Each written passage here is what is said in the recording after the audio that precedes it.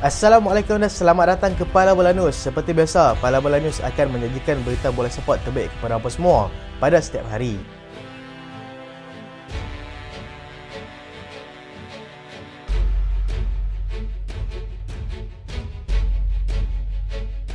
Kita mulakan dengan keputusan perlawanan pertama separuh akhir Carabao Cup. Middlesbrough menang tipis 1-0 ke atas pasukan Chelsea. Dan jangan lupa saksikan perlawanan antara pasukan Liverpool dengan pasukan Fulham pada awal pagi esok.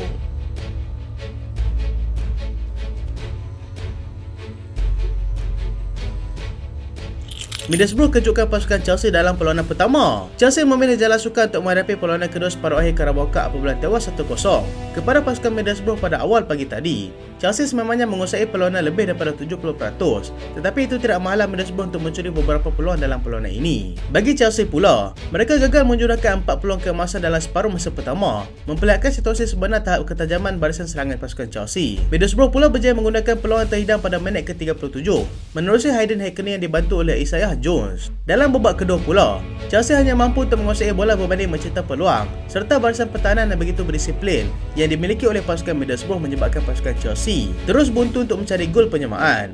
Keputusan kekal sehingga tamat perlawanan dan Chelsea perlu menang di Stamford Bridge nanti jika mereka mahu layak ke final.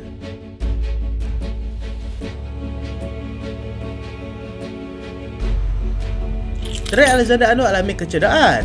Berita duka buat peminat pasukan Liverpool apabila pemain paling kreatif untuk mereka setakat ini, iaitu Trent Alexander-Arnold, disahkan telah mengalami kecederaan. Perkara ini disahkan sendiri oleh pembantu Jurgen Klopp, iaitu Pep Lijnders. Dalam sidang media sebelum aksi semifinal Carabao Cup, Pep memberitahu yang Trent telah mengalami kecederaan pada bahagian lututnya, di mana dia berkemungkinan besar akan diketepikan selama 3 minggu. Ini bermakna dia akan terlepas 5 perlawanan dan hanya akan kembali ketika mereka berkunjung ke Emirates sekali lagi pada 4 Februari nanti. Selain itu, Szoboszlai juga masih belum dapat diturunkan, manakala Thiago dan juga Bajcetic pula sudah mula berlatih bersama dengan pasukan dan hanya akan kembali bermain pada bulan Februari nanti.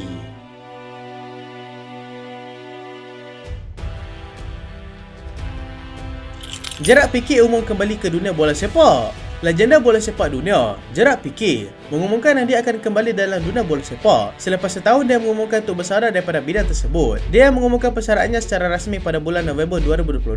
Bagaimanapun akan kembali ke kancah dunia bola sepak. Kali ini bukan lagi sebagai seorang pemain, tetapi sebagai seorang jurulatih. Dia mengambil keputusan untuk menjadi seorang jurulatih kerana terlalu menyayangi dunia bola sepak, dan peluang Barcelona sendiri berikan kepadanya juga merupakan antara faktor mengapa dia tidak perlu berfikir panjang untuk terus bersetuju dengan tawaran itu.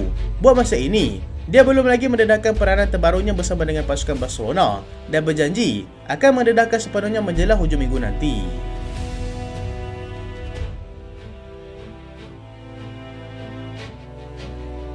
Erik ten Hag sahkan tahap kecergasan dua pemainnya. Kabar gembira buat peminat pasukan Manchester United apabila pengurus mereka, Erik ten Hag, mengumumkan yang dua tonggak utama mereka akan berada dalam pasukan menjelang pertemuan penting dengan pasukan Spurs pada hujung minggu ini. Dua pemain tersebut adalah Christian Eriksen dan juga pemain pertahanan kiri iaitu Luke Shaw.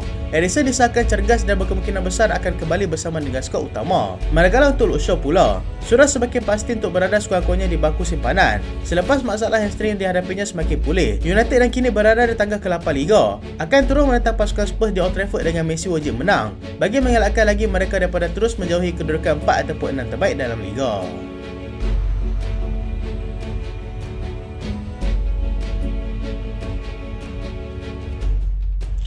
Ancelotti tidak gembira bertemu dengan pasukan Atletico sebanyak 3 kali dalam tempoh kurang sebulan. Pengurus pasukan Real Madrid, Carlo Ancelotti, tidak gembira dengan jadual perlawanannya di mana dia terpaksa bertemu dengan rivals tempat itu sebanyak 3 kali dalam tempoh kurang daripada sebulan. Bermula dengan awal pagi esok dalam aksi semifinal Piala Super Spanyol yang berlangsung di Arab Saudi, minggu hadapan di peringkat 16 terbaik Copa del Rey, dan dalam kempen La Liga pada awal bulan Februari nanti. Atletico Madrid merupakan satu-satunya pasukan yang berjaya meneruskan pasukan Real Madrid dalam semua kejohanan dalam musim ini, di mana mereka menang 3-1 dalam derby yang berlangsung di Metropolitano Stadium. Menurut daripada Ancelotti, dia tidak gemar untuk bertemu dengan pasukan Atletico kerana pasukan tersebut adalah pasukan yang sangat kuat dan sangat sukar untuk bermain dengan mereka. Ancelotti bagaimanapun menyifatkan yang mereka perlu sentiasa bersedia untuk situasi seperti ini dan akan memastikan mental dan juga fizikal anak buahnya sentiasa berada dalam keadaan yang terbaik.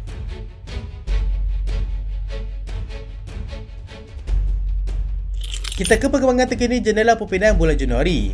Leonardo Bonucci sah milik pasukan Fenerbahce. Selepas bersetuju untuk menamatkan kontrak bersama dengan pasukan Union Berlin, bekas pemain pertahanan pasukan Juventus itu kini sah menjadi milik pasukan gegasi daripada Turki, iaitu Fenerbahce. Dia akan menyertai pasukan Fenerbahce untuk kontrak jangka pendek iaitu sehingga Jun 2024 nanti sahaja. Dia akan ke sana dalam masa yang terdekat ini bagi menyelesaikan segala proses perpindahan dia kali ini.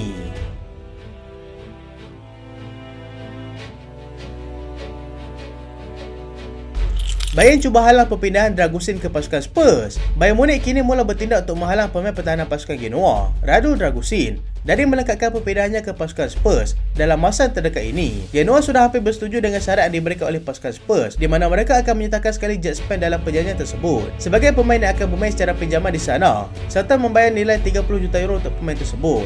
Bayern pula sudah mula menghantar tawaran secara rasmi kepada pasukan Genoa yang bernilai lebih daripada 30 juta euro. Dan situasi sekarang ini adalah bergantung kepada keputusan Dragusin sendiri.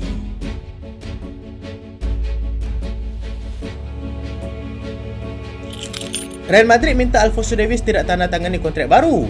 Real Madrid diberitakan telah meminta kepada pemain yang kini menjadi sasaran mereka, iaitu Alphonso Davies, untuk tidak menandatangani kontrak baru sebagai pemain pasukan Bayern Munich. Pemain itu kini sedang memasuki fasa 18 bulan terakhir dalam kontraknya bersama dengan pasukan Bayern. Real Madrid terus cuba memujuk pemain itu menyertai mereka bagi memastikan posisi pertahanan kiri yang seringkali menjadi masalah buat mereka dapat diselesaikan.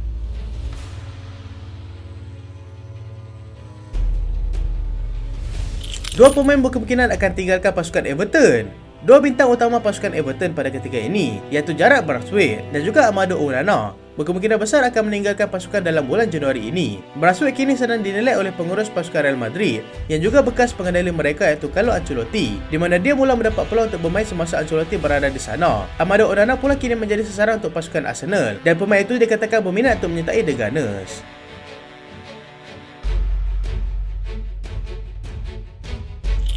Liverpool sasarkan dua pemain centre back. Liverpool kini mengalihkan tumpuan mereka untuk cuba mendapatkan dua pemain centre back, iaitu Ousmane Diomande daripada Sporting CP dan Antonio Silva daripada pasukan Benfica. Diomande mempunyai klausul perpindahan yang bernilai sekitar 70 juta pound.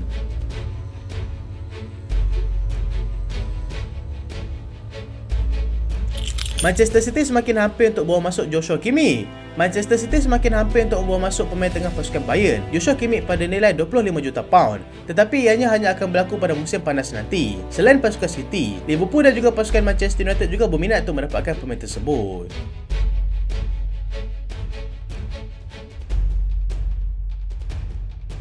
Manchester United buru seorang lagi striker. Manchester United dilaporkan sedang memburu seorang lagi pemain penyerang, iaitu Jonathan David, yang kini sedang beraksi bersama dengan pasukan Lille. Aston Villa merupakan pasukan yang sedang berusaha keras untuk membawa masuk pemain tersebut dan sudah pasti saingan sememangnya akan sengit.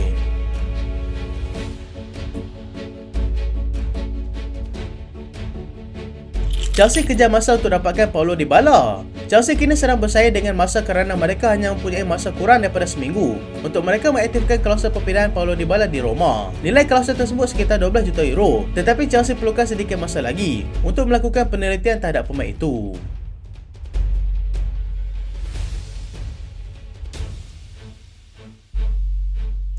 Jordan Henderson akan ke pasukan Ajax. Bekas kapten pasukan Liverpool, Jordan Henderson akan berhijrah daripada pasukan Al-Ittifaq untuk menyertai pasukan Ajax Amsterdam dalam masa yang terdekat ini.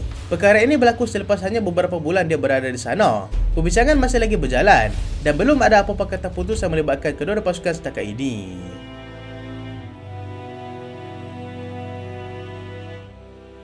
Itulah berita pada kali ini dan terima kasih sebab tonton sampai habis. Jangan lupa like, jangan lupa share, jangan lupa subscribe. Aku Solian. Assalamualaikum.